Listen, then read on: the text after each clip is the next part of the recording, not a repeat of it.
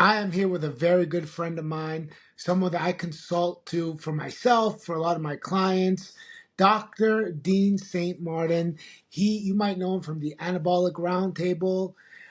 If you don't follow him on Instagram, you should go right away. And thank you so much for coming on the How They Did It podcast. It's a pleasure to be on, Tony. I'm very honoured and privileged to be asked on, so I'm looking forward to whatever topic we're going to delve into today.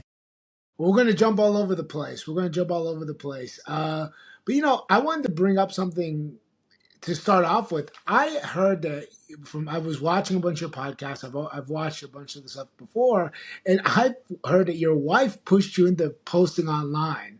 And I found that kind of funny. Maybe you could tell us a little bit about that story. Yeah, I mean, for those who know me personally, I'm probably introverted, extroverted, so I sort of keep to myself. I don't really go and throw myself out there, but if anyone has a conversation with me, I love speaking to people. So when I met my wife, we were both bodybuilders. She was a bikini competitor, and she just would often hear me speak to people in the gym. They'd come up and ask me questions about health or supplements or whatever.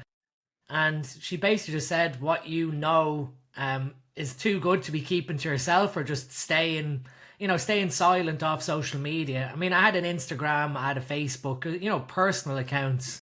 Yeah. And from that point on, I think it was 2017, I started to just educate and put pieces of content out online, which over time has amassed into a huge social media following 7 or 8 years later. So it's been a bit of a journey, but I always put it down to Morgan being like the push to get me online, and I don't think I could disappear from the online space now at this point. So it's a good thing and a bad thing. Well, we all thank you, Morgan. Thank you. I'll thank her for the whole group that gets plenty of knowledge from you. Um, You also have a supplement company. I've used your supplement company. I've recommended your supplements to a bunch of my clients. Supplement Needs is the name of the company, correct? Yeah. How did you get into that business? Maybe you could describe us, like, because I know that you have a background in designing medication and pharmacology. Is that what got you into the supplement industry? And like, what was your ethos behind it? Again, like my wife, it was completely serendipitous. So, Supplement Needs originally was started by a friend, Lee, and I'd been purchasing supplements from Lee, like other retailed brands. And then in 2017, in 2018, he told me that he was releasing his own line of supplements, and I just said to him, "Oh, I've got some ideas." Partly selfishly, that you Yeah. make these products, everyone will benefit from them. And so at the time, like, I was a senior chemical engineer for a very high company, so I wasn't even involved with drug design or supplements. It was a hobby, something that I had a big interest in functional medicine, applying functional medicine to pharmacology. And I basically gave him the blueprint that would become our sleep stack. And 5 years later, was it? So that was 2018. And then, sorry, 2021. So 3 years later, after beginning formulating things for a hobby, I left my senior chemical engineering job to join Lee at Supplement Needs full time. So it was always just a hobby. The ethics sort of stood from me personally being a consumer, so I wasn't too happy with what some companies were doing. They were underdosing products, they were overcharging, they weren't really putting people's health first. So when we started the Supplement Needs line, my very first thing to Lee was results come first, the quality, the transparency, the efficaciousness. All of this comes to the very top. And then from that, the business will grow from repeatability. People will see the products work and they will continue to use them. So not taking any corners on any of the formulas served me both from my own health perspective because I wanted some of these products to take for myself. And then the other side was you were making sure that you were standing by your own morals to help protect the future health of your consumers. And so when we were coming out with some of the formulas, Liver Stack is always one that I speak about. Liver Stack has 800 milligrams of TUDCA, tauroursodeoxylic acid, and TUDCA is very important for your bile flow and helping with your bile acid synthesis. Most companies were putting 200, if you were lucky, 300 milligrams of TUDCA into their products. Yeah. And the scientific literature showed anywhere from 800 all the way up to 1200 milligrams being what was required per day to see a beneficial effect. And I'm the curious, reason, Doctor. Oh, sorry. yeah, I was No, going no, to I say the had a reason question. reason being was TUDCA is a very expensive ingredient, so no one wants to dose it correctly because it cuts into their profit margin. That's what I was about to ask you. Is the reason that they're underdosing these because certain of the particulars in whatever supplement are too expensive and they want to just get their product out for the best profit margin? And is that the issue? And how as a business do you guys overcome? So, like, if you dose a ingredient in a product, you've got a marketing leverage claim that like the ingredient is in your product, but it doesn't necessarily mean that it's in the product at a dosage that's going to yield any significant benefit. So what you'll find is when we released Liver Stack, it retails for, from the top of my head, 49.99, I and think we I had bought it recently. That's what it is. a competitor within the space just selling Tudka by itself, so another supplement company, and they were dosing Tudka at 250 milligrams with 30 servings, and they were retailing at 34.99, so a little bit cheaper than ours.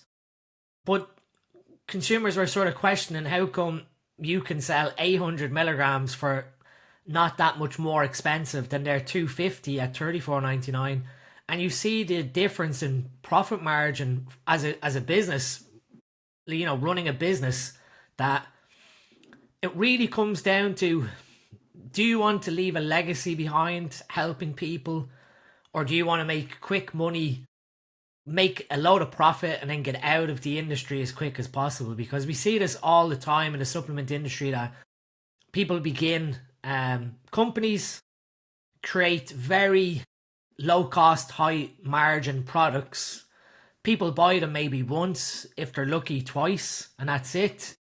Generate, a couple of 100,000 K profit, and then retire or get out of the industry with their profit. Which, if you're a business person whose end goal is making money, yeah, sure enough. But to me and Lee, it was more so about the legacy of leaving behind a company that stood for all the morals of people's health. And, business owners, you have to make money, obviously, to live, but you want to do it with as good of a conscience as possible, that you have upheld your ethics and ethos of helping people and ensuring that their health is being taken care of. And that was where, even from a education perspective, when I entered into the online space, it was trying to educate people that supplements had benefits, and that, people often go, supplements are a load of quackery, or they don't work, or this, that, and the other. It's always come back to, well, has that supplement been dosed correctly, and does it actually have the ingredients that are supposed to be on the label, is another worrying thing. And so you're trying to educate customers, even surrounding proprietary blends, which was a thing now that, to be honest, is a thing of the past because of people like myself speaking up about it. So if anyone's not aware, proprietary blend used to be a form of intellectual property, and you would create a supplement ingredient list and basically hide all the amounts of each ingredient under this proprietary blend. So everything just fell under this umbrella dosage. So with the proprietary blend, you could, in theory, only put 1 or 2 milligrams of an ingredient into your product, and you could state that it's in your product as a marketing leverage. And so people were buying products seeing buzz term ingredients, but they were never dosed properly. And so again, ill-advised customers or uneducated customers were buying these products when really there was nothing but maybe one whole active ingredient, and that's normally the first ingredient on the list that's in there in the highest amount. And I'm actually curious about something here. Sorry to interrupt you.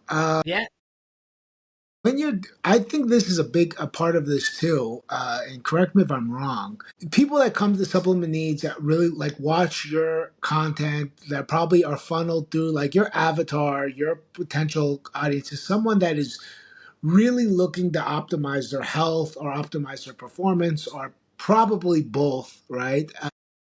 So they're probably a more educated consumer than average. So I think that a lot of people coming, I would put myself in this category, is like, I'll look into it, I'll look through the ingredients, I'll pay attention and be like, oh, that's interesting. And then maybe, I'm not, I don't have an education in pharmacology, so I'm gonna have to go to ChatGPT or to Google and figure some things out. But I'm willing to take those 2, 3 extra steps. And then I'm like, oh, I trust Dr. Dean's product now much more. So I think there's like a marketing play within that, even though your general greater goal, but I think that does play into it.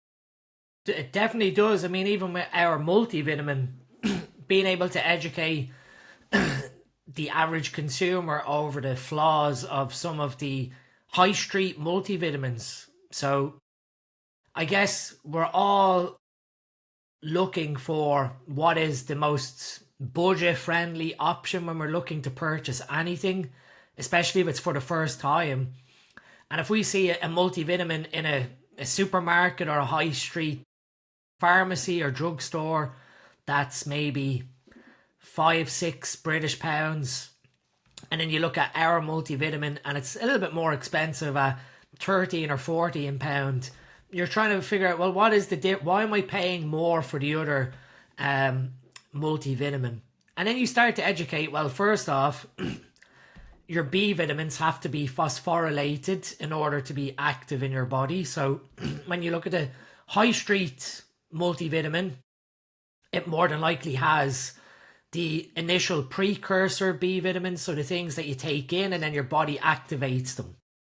Yeah. Why not just give the active form to your body and not have all this unnecessary conversion steps where you lose some of the dosage? So vitamin B6 is called pyridoxine.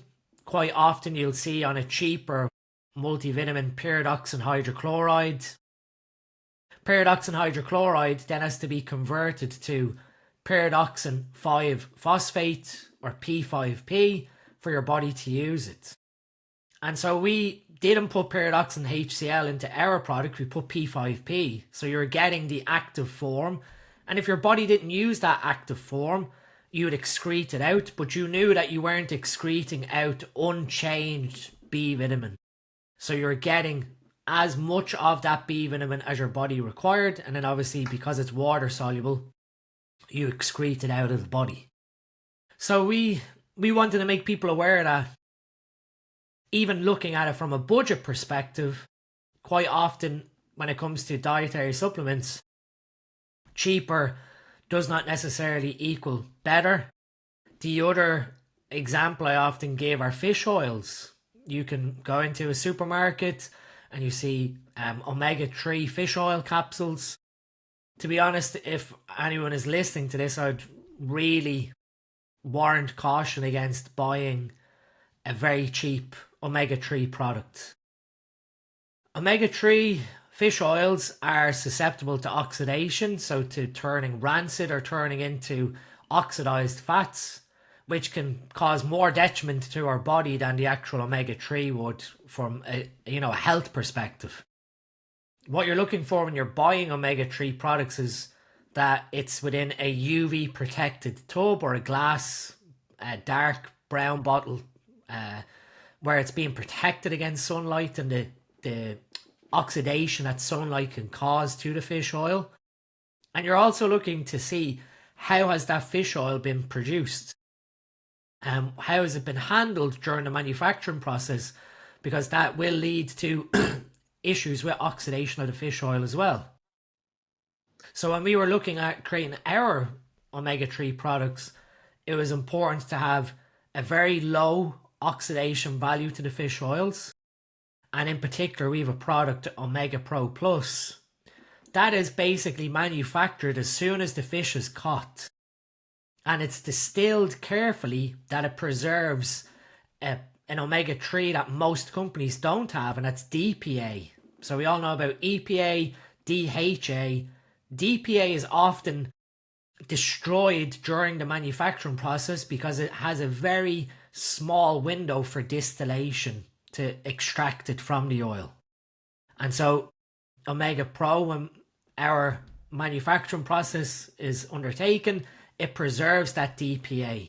So again, all these little tiny things, when we're looking at a more premium product, you position yourself that way because you have invested the time into ensuring that that manufacturing process is as optimal as possible, while still trying to make things as affordable as possible to a consumer. And what you're trying to do there is obviously offset any negatives that would come from a cheaper product as well. All I know is I'm gonna take this clip right now. I'm gonna put it on TikTok Shop. We're gonna blow up. It's gonna be great, right? You guys are gonna kill it. You guys are gonna kill it. Just that explanation alone will cancel out any doubt. What I wanted to move on to something else. I was really curious of your opinion because me and you work together a lot of times outside of for myself for some of my clients with looking through their blood work and some of my clients that might be on testosterone or other things like semaglutide or some other GLP-1 agonist and different things, and you help me walk through their situations. I actually have a new client that came to me who has working with another doctor, and he is doing this thing called microdosing of testosterone. So he's taking 12 milligrams of testosterone a day. uh, I think it's Symphonite. It's just it left my head right now because it's just brand new. It's literally happened before the podcast. He sent me over what the doc said. I think it comes out to like 86 or 80 something milligrams of testosterone a week. He's TRT dosing, a very low TRT dosing. I was curious, what's your thought on this? I hadn't really heard much about this approach. And by the way, it's subcutaneous as well, is where they're doing it. Yeah. So with such a small volume, you could administer it in a sub-Q fashion. So rather than being a deep intramuscular injection, because the injection volume of such a low dose, let's say it's 250 milligrams per milliliter from a pharmaceutical perspective, then we know 25 milligrams is in zero point 0.1 of a mil. And so if we say to make it easy, 12.5 milligrams per day, that is 0.05 of an ml, which is a tiny volume. In theory, administering that small little volume into the sub-Q space will diffuse relatively normally versus a deep intramuscular injection. So there have been studies looking at the absorption of sub-Q to IM, and they're relatively similar. And when we look at IM, intramuscular, obviously if we have a very large injection volume, what is happening there is when we administer that higher dose or volume, let's say it's 0.5 of an ml, which is relatively large in terms of volume, when that's injected into a muscle, deep intramuscular injection, what actually happens is the oil spreads out between the fibers and sits there and then slowly diffuses into circulation over time. So obviously you could never put such a large volume into a sub-Q space because it would welt and it would not absorb properly versus deep intramuscular. And With there's a more potential for infection as well when you try to do large volumes in subcutaneous. Am it, I right it with would that? it would it would more so irritate the fascia, and it would also probably lead to crystallization. So when we look at testosterone solutions, it is basically testosterone powder, crystalline powder, dissolved in a solvent. And so what can happen is the solvent leaves the area, but the crystals stay behind, and that will irritate the tissue. So quite often, if people have post-injection pain, it's normally because of the oil has diffused from the site of administration, but the crystals of testosterone are still sitting there, and so they'll irritate the tissue locally because they're not within a viscous medium. How would With you the get rid of those crystals? Out of So curiosity. normally you'd have to try and apply some level of heat and pressure to the area in order to try and dissolve, to speak, those crystals into circulation. And that's quite often when someone does have post injection pain. One of the ways they suggest is to apply a hot compress or a warm shower or bath to encourage blood flow, heat to the area to bring the solution to dissipate it out of that site of administration. With the microdosing, what they are doing there is basically trying to mimic natural circadian release of testosterone. So, on average, a male will produce anywhere from 5 to 7 milligrams of testosterone per day. So, if we look at, let's even say 12 milligrams of testosterone enanthate or testosterone cypionate, the ester weight is about 30% of that dose. So we know then from that 12 milligrams, roughly 7 to 8 milligrams is testosterone, and the other 4 milligrams, to make it easy, is the ester, the enanthate or cypionate ester.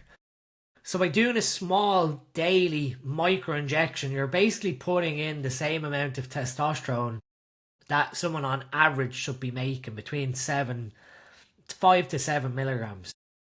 And so what you're trying to do there as well is the production of testosterone over a 24-hour period, aside from being a little higher in the morning and a little lower in the evening, it's relatively stable across that 24 hours.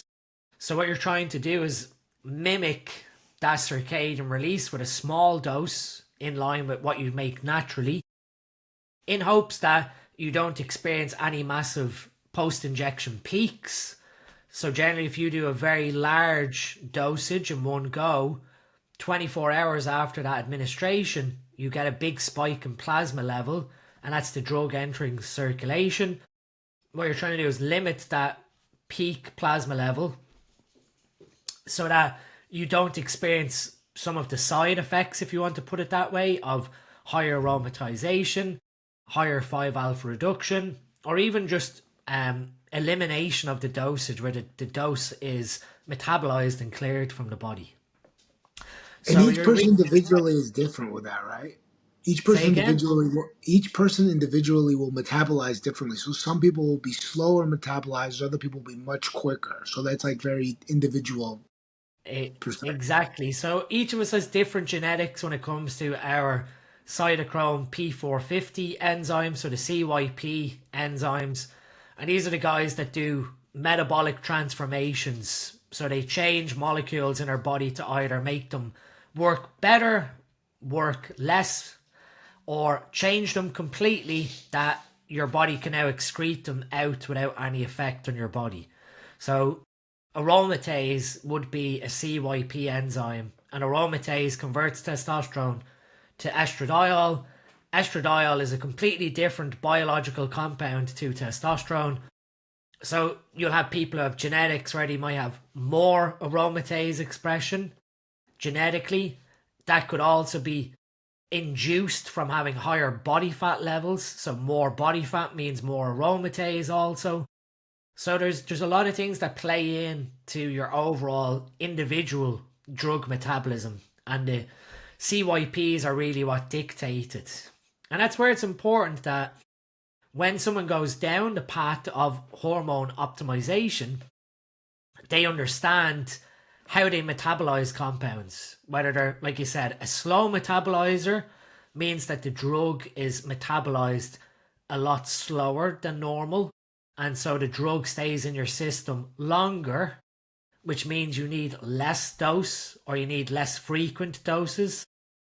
The other side is a fast metabolizer where the system is basically metabolizing the drug too fast that you never achieve a therapeutic concentration, and so you need to keep either increasing the frequency of the dosing or increase the total amount of dose to achieve the same stable level as someone who is just a regular metabolizer. Yeah, that's very interesting because I've seen this. It's one of the things I had the biggest pet peeve with the new testosterone replacement clinics that kind of popped up, especially in the U.S. like quite drastically. And I would see a lot of people that would jump on it, and some of them were clients, some of them were friends of clients. And one, we can get into a whole nother side section of like, did they even need to be on testosterone, or was that even probably a good idea for them? That's a whole nother subject. Like to just skip over that, they like a lot of times they weren't really monitoring them closely enough, and they would have like these very standardized programs, processes that were like, yeah, you take your zero point 0.8 once a week, and it's like for zero point 0.8 ml once a week, and I'd be like, first of all, it's a lot of testosterone you're taking. Like, what was your testosterone before? And I'd have to ask questions. I'd be asking questions of the doctor and getting information, like fighting information out of them. I'm like, but how do we know that's the right dosage from? Like, shouldn't we be testing a little more frequently and kind of like pooling information out of them, because they were just like, here's the cookie cutter approach and here's how you go through with it. And I think that's something that's really important now in a day that I'm very excited. I love science. I love that these medications are coming out and that they're more readily available. And I'm not for a lot of oversight. But I think that it's important as well when you do it to try to choose someone that's really looking for your health, asking you to get tests, asking for feedback of information, not just saying, here's your dose, let's go for it. Yeah, I mean, like what we see even with like the nutrition space, with giving cookie cutter nutrition approaches, everyone's metabolism is different to another's, whether they utilize certain substrates better than others for fats versus carbohydrates. When it comes to like drug administration, you can't just pluck a number out of the sky and say, okay, 1 mil of testosterone, 250 milligrams is what we're going to give everyone. Because, from a pharmacology perspective, 250 milligrams of testosterone yields a level in terms of UK measurement around 45 nanomole, which I'm not great with US measurements without using a calculator, but it's somewhere around probably the upper 1800s, I think, or 1900s. It's, it's a high dose. Yeah. And so when you're trying to figure out where you want someone to sit from a TRT perspective, the guidelines, the British Society of Sexual Medicine, the BSSM, that would dictate where endocrinologists can put someone's hormone level, they aim for somewhere around 25 nanomole, which in US measurements is around 800 off the top of my head as well. So if you were to put into perspective someone who has a natural testosterone level of 8 nanomole or somewhere around the 300 nanogram mark, them going from 8 up to 800 is a 2.5 times increase in their total testosterone level, which is a big jump. Yeah. If they were to go from 8 to 250 milligrams, which is 45 nanomole, they've now gone nearly 5-6 times their natural testosterone level, which is a huge jump. And don't get me wrong, they'll see huge benefits, muscle building, libido, and everything else. But you might see side effects from estradiol, DHT, and mental side effects as well. Effects in terms of if they stay at that high dose long term, they could have epigenetic influences where the genetics accommodate that higher testosterone level. And so when they come back to a lower level, they start to see some metabolic problems. You can't just pick one arbitrary number. It's the same with when I was educating about like steroid cycles. People would look at things online and it was like, take X dose, take X amount of mils. And I was very cookie cutter that if you were to follow some of that advice, it might be right for your body, or it could be completely wrong, and you end up with a ton of side effects and things that you didn't anticipate. That knowing these golden numbers, your natural total testosterone, your LH, your FSH, your estrogen, knowing all these numbers, then you can take a more guided approach or a more sensible approach in understanding how you're going to optimize your hormones or manipulate them based on where you've naturally evolved to.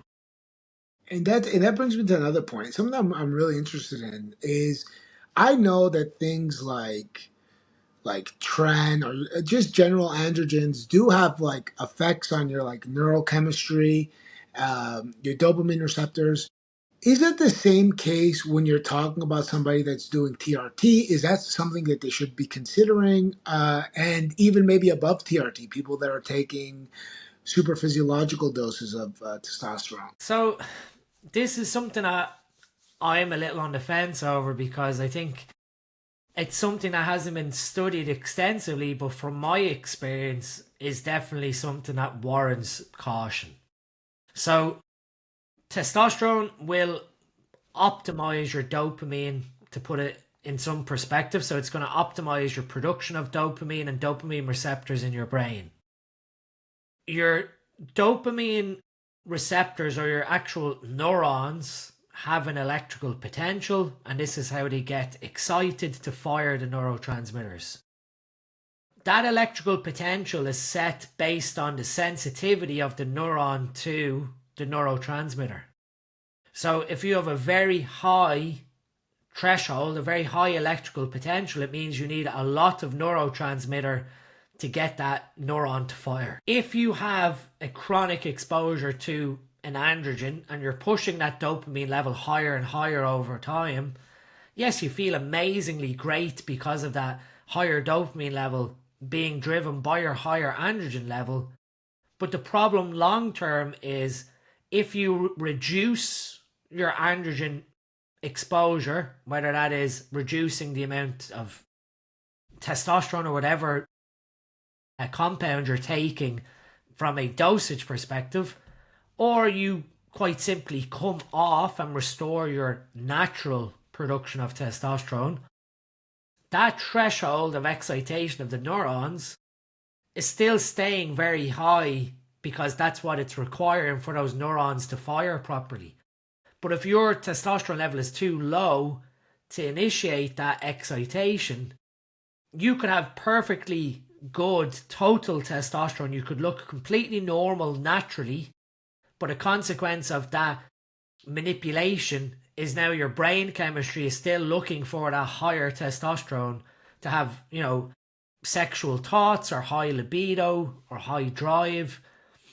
That quite often you see guys relapse, if you want to call it that way, and go back to utilizing higher doses of testosterone or go back to testosterone replacement therapy from being natural, because the only assumption they can make is when I'm on TRT or testosterone, my libido, my drive, everything professionally even is optimized, that I'm going to go back and utilize this compound to get that drive back.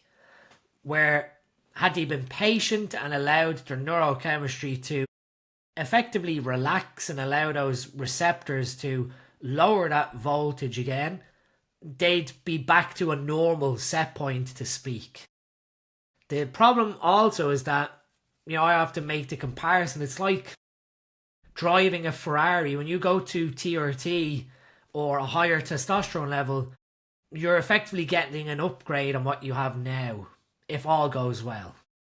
And so you experience all these pleasures and all these benefits of that optimized level, that when you cease their use or you reduce the amount, you can almost have this mental comparison of, this is how I felt when I was at this optimal level, if you want to call it that way, and now I feel just a little bit lower than where I was. that you can't make that comparison because they're not the same. It's like having, a small little smart car and having the Ferrari. You can't make a comparison between the two of them are both vehicles, but there's two different pleasurable experiences between the two. And so that's another thing that you have to consider, even with TRT is long term, if you ever do decide to cease the use to restore fertility, or it's just I've had enough of this TRT injections and whatever else, can you safely, from a psychological perspective, dissociate from the ego that may have developed from that use of androgens to basically be able to say, okay, well, that's how I would feel at that higher androgen level, and how I feel now is relatively normal to speak, that you don't make that comparison. Yeah, that's it's kind of like the deal. Like when you stay in a 4-star hotel, you're like, this is great. And then you stay in a 5-star hotel, 4-star hotel kind of feels kind of shitty after that. And it's like, well, it wasn't shitty to you a week ago, but now it feels shitty because you just were at the 5-star hotel. Yeah. I definitely could see that as one. That was what was going to be my next question after I asked, because was it just a comparison thing, or is there actually like we don't I guess we don't have the complete science behind it, but will you re-regulate at some point? Let's say you are on TRT for 2+ years, you decide to get off of TRT for whatever the reason is, and you stick it out for 6 months to maybe a year. Will your receptors come back down to like accepting the fact that now you're at a normal level of THR, and you will start getting those levels of joy back? Maybe not obviously the same as when we're in the 5-star hotel, but the 4-star hotel does start feeling all right. Yeah, so in theory, but the problem is we've no real way of measuring this electrical potential without doing quite invasive neural investigations. So when we're looking at a time period for resetting this sensitivity, there isn't any guaranteed outcome of, oh, give yourself 6 months and everything will go back to normal, or, in 2 years' time, provided you keep following this trajectory, your brain chemistry will go back to how it was originally. There is no guarantee here. We've got no time period of resetting to how you were prior to using these things. And then the other problem is because of the lifestyle and environment we live in today in terms of modern society, you're constantly being bombarded with dopamine in terms of like the food we eat, our social environment, social media, um, even like getting compliments towards the physique, all these little things. In order for your dopamine neural threshold, for that voltage effectively to come down, the neuron needs to stop being stimulated for dopamine, if that makes sense. So you're almost going down the route of what some functional psychologists recommend, which is dopamine fasting or abstaining from dopamine driven behavior. But it's very difficult. Like if you say to someone, okay, you can't be on social media, you can't eat these pleasurable foods, you can't do all this thrill seeking activity in order to help your brain chemistry restore itself. It's very difficult to tell someone like you almost need to be a hermit for your brain chemistry to come back Yeah. to normal. And I think what you'll also like, often, yeah, yeah, I was about to say, I think also like that is something that people should consider when they're going to get on testosterone. Like this is one of the costs that you might potentially have. So consider why you're doing it should be a very important factor. Like a lot of people get on, I think a lot of people get on because they see it as a magic pill. They see it as I'm going to inject this and I'm going to look jacked and ripped like the guy on Instagram. And then they inject it, and they're a little more jacked no matter what they do. It does work, it is a bit magic. I mean, it seems real magic, but it's a bit magic. And then they're like, "Oh, now I got to go to the gym." What do you mean? I got to still work out the same? I still got to diet? Like, oh, damn! Like it wasn't all that. And now you also have these consequences of what you're doing. So I think that's an important point we brought up here. And I wanted to jump on because we don't. I didn't have a tremendous amount of time, unfortunately. But as much as I'm enjoying this right now, I wanted to ask one other thing when we're talking about these drugs and other drugs that are jumping in, which is something that's super popular right now, which are these GLP-1 agonists, GIPs, the combinations. And I'm curious, one, I guess in like a quick way, what's your general opinion on them? I actually know this because we've had these conversations, but I would like you to share it. Kind of what's your opinion on them, and do you still are you still very much like you should still be following just like testosterone? You're still going to have to follow a plan. You're still going to have to get your protein in. You're still going to have to get your fiber in. In some cases, maybe even more importantly, especially if you're taking it and you're not hyper obese. Yeah, I mean, these new medication class of compounds, the GLPs, glucagon-like peptide, and GIP, the gastrointestinal peptide. So you've got three main, I guess, products, if you want to put it that way, that are commercially apparent. So you've got semaglutide, which is GLP-1. You've got tirzepatide or Mounjaro, which is GLP-1 and GIP, and then you've got retatrutide, which is coming to the end of its clinical trial, which is GLP-1, GIP, and glucagon. Originally, these medications were diabetes medications, and so what they were designed to do was there's an intimate connection between the gut and feedback to the pancreas. And so they found that these GLP-1s can make the pancreas more efficient at producing insulin. But they also then observed that in the diabetic patients that took these peptides, that their appetite seemingly disappeared. So you had these type 2 diabetics losing quite a lot of body weight and body fat by association because of how these compounds were interfering with their ghrelin levels, their hunger hormone signaling.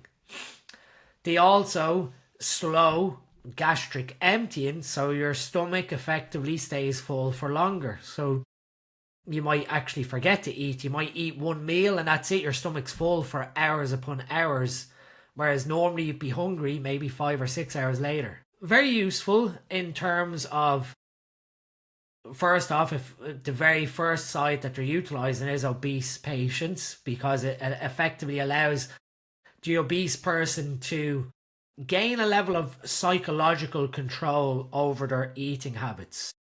So they're now able to not focus entirely on food thoughts, and that's by association of their stomach being fuller for longer, so they don't have any hunger sensations to feed into psychologically. They also are physically fuller for longer. And so if that is the case, then they're more than likely going to fall into a caloric deficit based on their body weight. And so they start to lose body fat and body weight over time quite dramatically. The problem is when we look at these medications, yes, they inhibit appetite, but losing body weight means that you just lose a number on a scale in terms of the force you're exerting on the earth. It doesn't mean that you're losing body fat, and that's where people need to make this association. Just because the scale number is going down doesn't mean that there's a metabolically favorable change happening. And so what we're trying to do is preserve muscle protein, which is metabolically active, which brings benefits to our metabolism and to our glucose management or fatty acid management, but also ensure that that body weight reduction then is coming from fat specifically. And so when you have these compounds, it's still very important that you are hitting the threshold for muscle protein synthesis, so 2 to 3 grams of leucine or 30 to 40 grams of a complete protein source every 3 to 4 hours, which can be difficult. Let's say if that person has no appetite, they may not be able to drink a protein shake because the 300 or 400 milliliters of fluid or half pint of fluid that you use for the protein shake tells their stomach that they're exceedingly full, and so they don't want to have these meals which are imperative to preserving the muscle function that they have, whilst ensuring they're losing the body fat. It's also important to understand that the appetite regulation aspect of these medicines is short term.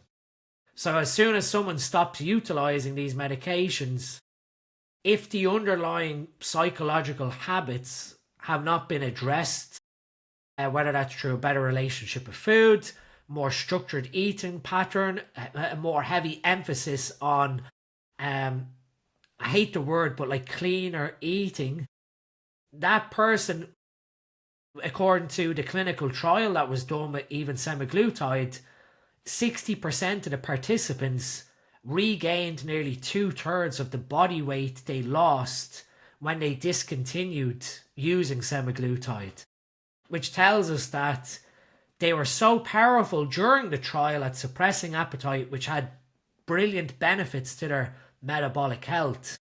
But as soon as we took away that noise cancellation, the habits and routines that were there in the beginning slowly crept back. And so it was very easy for them to regain those extra pounds that they lost because of the fact that that suppression of their hunger was no longer present. And then we have to review that. We had this conversation before. When we lose body fat, we don't lose body fat cells. We shrink these body fat cells of their contents, but we still have these fat cells within our body. And the only way that you can lose body fat or remove it is liposuction, to physically take it out of the body. So when you lose body fat, it is relatively easy for your body to refill these fat stores again if they're given the opportunity. And quite often there can be some level of hormone signaling, and this is where we don't really fully understand everything about obesity, in that these fat cells themselves, they think, are endocrine organs of themselves, hormone producing organs that are telling your body, feed us because we are hungry. And we don't understand this, I guess, innate biology that, yes, it's very easy to say calorie deficit, hunger suppression, and everything else to lose it. But without that underlying psychology aspect, you can quickly, quite easily regain all the body fat you lost, falling back into your regular eating pattern. And I just want to throw, right before we end, one other warning for anyone else that's going to do this, especially for people that are starting at a healthy body weight and maybe they're doing it for aesthetic purposes. If you aren't fixing, one, if you're not getting enough protein, you're going to have the muscle wasting, which is just going to be burning a lot of your muscle at the same time, which that's no bueno. We don't want that. And if you're not making the right habits and training and changing, you might actually run into problems if you do this for a long time. Like, people get obsessed with being skinny, the chic culture, the heroin chic of the 80s, like that starts becoming a thing, and you could start doing real damage to yourself. And that's why I think it's really important, if you're going to go into it, discuss it with people that actually know, that have dealt with nutrition, and go into it with, like, hey, I'm going on a diet with this super cool thing that's going to help me do it better and easier, so I get the results better than I ever could before, because it's so much easier. Yeah, I mean, it's. I've personally trialed these things to get an understanding from obviously years of body fat loss, whether that was kickboxing, competitive bodybuilding. You you develop a mentality when you're within this groove of losing body fat where you will be adherent to your nutrition. You'll have all your boxes ticked of your micronutrients and everything else, but you're still human in that you still have psychological temptation and willpower, that it can leave you quite exhausted when you're trying to lose body fat, from the willpower aspect of having to navigate your choices day to day and ignore some of the background noise of, oh, have a small bit of chocolate or cake or whatever. With these compounds, you effectively just switch off your head and your stomach, whereas you don't have any hedonic aspects towards food. You don't even think about food, to be fully honest. And I remember, my own personal trial, it was profound. Your first 24 hours, these things take about 24 hours to peak in your system. The first day you feel nothing, really. And like if people are expecting some miracle thing of you take and all of a sudden it's working. But the next day you wake up and before you know it, it's 5 p.m. in the evening and you've not thought about food. You've drank, you've had coffee or whatever. But you actually realize that not once today did I think I really need to eat, or that your stomach was telling you you need to eat. There's no hunger pangs. And that was when it really told me these are very powerful appetite suppressing compounds that will have great benefits but can have great detriment, like what we said there. If you're starving metabolically active muscle tissue off your body just for a body weight reduction, your long term metabolic health is going to suffer. And so it's best off using these as a leverage to still allow you to eat, have a better relationship. So you're having your protein meals per day to keep muscle protein synthesis up. You're still having small amounts of fruits or vegetables to get your micronutrients in. And then depending on your training performance, carbohydrates are so important to your glycogen that you still want to be able to go and train in the gym to preserve the muscle mass from that aspect as well on top of your diet. And you don't want to be going around fatigued because you've not had adequate nutrition just because your brain has said, I'm not hungry. 100%. And Doctor, I wish we had more time with Dr. Dean. Unfortunately, I got to go train some people and keep their muscle mass on, and it's time for me to head out. But Dr. Dean, thank you so much, and I'd love to have you on because I had a laundry list more of questions for you, and unfortunately, we couldn't get to it. But once we get this out, if you're open, I would love to have you back on. Thank you so much for joining us. Already a plethora of information. Guys, supplement needs. I get supplement needs, so I'll publicly endorse it. It's a great company. Dr. Dean's awesome. Watch the Anabolic Roundtable. You can follow him on Instagram. Will be linked in the bio. Thank you guys so much. Thank you, Dr. Dean. Thanks, Tony.